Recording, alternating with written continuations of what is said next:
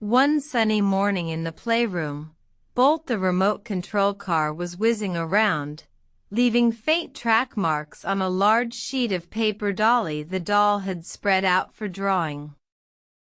Dolly herself was trying to draw a sun, but her lines were a bit wobbly.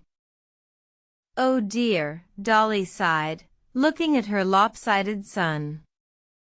"I want to make it perfectly round, but it keeps coming out all bumpy." Bolt zoomed to a stop beside her. "Beep beep. My wheels are round, Dolly. They go round and make a smooth path." He did a quick spin, and indeed, the marks his wheels left formed a perfect, continuous curve.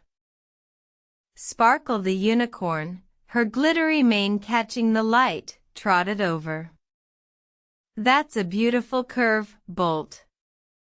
It has no beginning and no end." "Is that what you're trying to draw, Dolly? Like the moon in the sky sometimes?"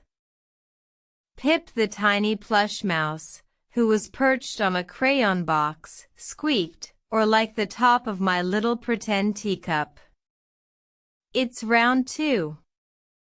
He pointed with a tiny paw to the rim of a miniature cup.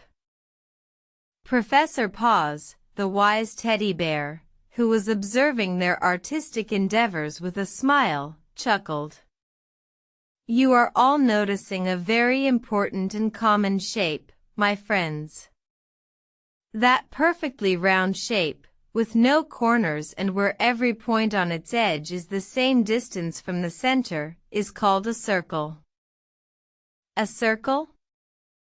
Captain Awesome the action figure repeated, who had been practicing target landings on a button sewn onto a cushion. "Like the target I'm aiming for? It's perfectly round." "Does a circle have strategic importance in geometry?" Professor Paws smiled. "Indeed, Captain. A circle is a fundamental shape in geometry. Think about it. The wheels on a car like bolts are a circle, the face of a clock is often a circle, a coin is a circle, and when you play with a hoop, that's a circle too. A circle is a continuous loop." He continued, "To draw a circle, you can try to make a smooth, curved line that meets back where it started, with all parts of the line equally far from a central point. Sometimes people use special tools like a compass to draw a perfect circle." Patches the plush puppy chased his own tail for a moment, spinning around and around, almost making a furry circle on the floor. "Woof," he barked happily. Dolly looked at Bolt's wheel tracks again. "So, if I try to make my sun smooth and round like Bolt's tracks, it will be a circle?" "Exactly, Dolly," Professor Paws affirmed. "And Pip's teacup rim is a circle, and Captain Awesome's button target is a circle." Sparkle looked at the base of a round tower she often liked to prance around. "Oh.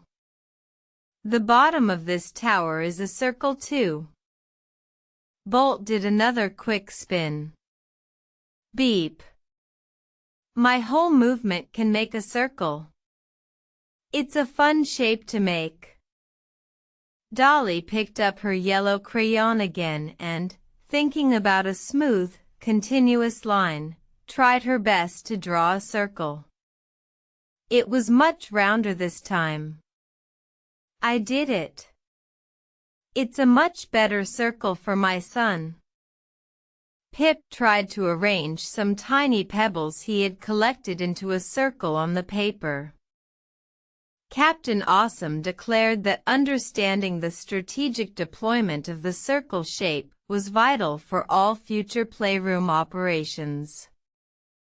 The toys started looking around the playroom, pointing out all the different circles they could find on toys, on patterns, even the roundness of a ball.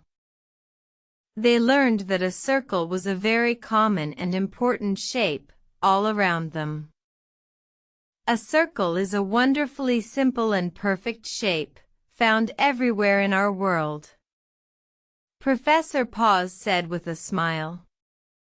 If you enjoyed our kids' story about the amazing circle, please spin over and subscribe for more shape-tastic word adventures.